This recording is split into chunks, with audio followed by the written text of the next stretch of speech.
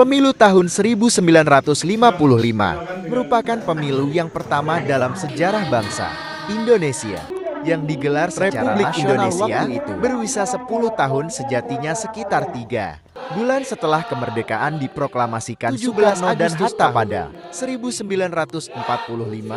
Pemerintah waktu itu sudah mengatakan keinginannya untuk bisa menggelarkan pemilu awal tahun 1946.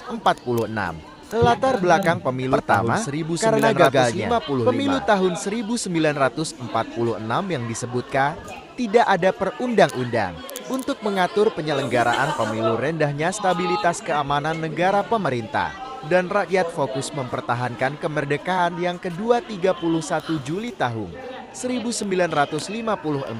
Dibentuk panitia pemilihan pemilu direncanakan pada tanggal 29 September 1955 untuk memilih anggota DPR dan pada tanggal 15 Desember tahun 1955 untuk memilih anggota konstituente atau dewan. Pembuat undang-undang telah diumumkan pelaksanaan pemilu, maka fase kampanye dimulai dengan menyelenggarakan rapat-rapat raksasa wilayah Indonesia. Dalam pelaksanaan pemilu dibagi menjadi 16 daerah pemilihan yang meliputi 208 kabupaten, 2.139 kecamatan, dan 43.000 desa dengan jumlah pemilihan dan pemilu. Kita harus menjaga kedaulatan ekonomi kita. Tapi Soekarno, dengan kita membuka pasar, kita akan menerima investasi dari negara asing yang akan menguntungkan negara kita. Namun Pak Amin, bagaimana dengan kami rakyat petani? Harga padi terus merosot karena impor.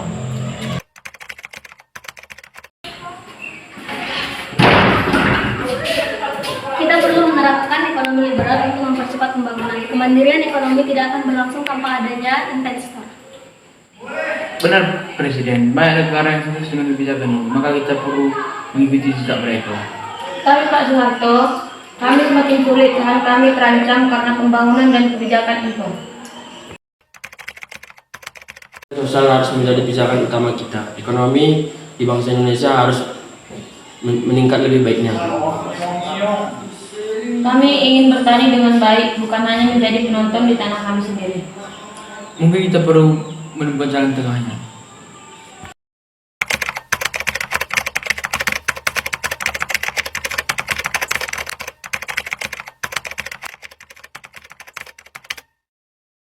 Soekarno sedang duduk di kursi. Di hadapannya ada Hatta, Syahrir, dan Tan Malaka.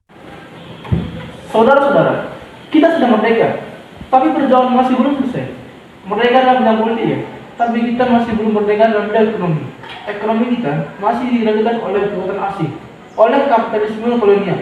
Kita harus menciptakan ekonomi berdikari. Betul Bung Karno, tapi berdikari bukan berarti kita menutup diri dari dunia luar. Saya pikir ekonomi harus terbuka dengan mengutamakan kesejahteraan rakyat.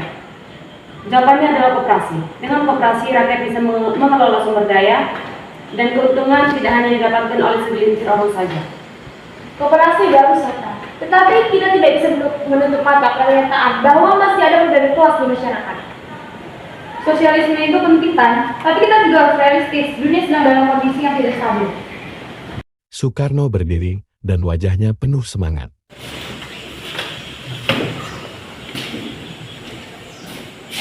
Hatta, saya setuju dengan koperasi, tapi kita juga butuh industrialisasi besar-besaran. Industrialisasi itu penting Bung Karno, tapi kita harus lakukan dengan cara yang adil. Kita harus memastikan bahwa buruh-buruh pabrik memiliki hak yang sama atas keuntungan yang mereka hasilkan. Kita semua ingin keadilan sosial, tapi ingat, dunia tidak akan diam menunggu kita. Keempat tokoh kini duduk melingkar. Suasana mulai lebih tenang dan penuh pemikiran. Kita semua sudah sepakat, ekonomi kita harus mandiri, tapi jalan yang tempuh mungkin berbeda. Saya percaya pada visi besar bangsa ini, kita bisa membangun industrialisasi yang kuat. Saya percaya dengan kekuatan rakyat Bung Karno. Dan jangan melupakan perjuangan kelas. Pada akhirnya kita harus bersatu. Kita mungkin berbeda dalam metode, tapi tujuan kita sama. Indonesia yang sejahtera, mandiri, dan adil.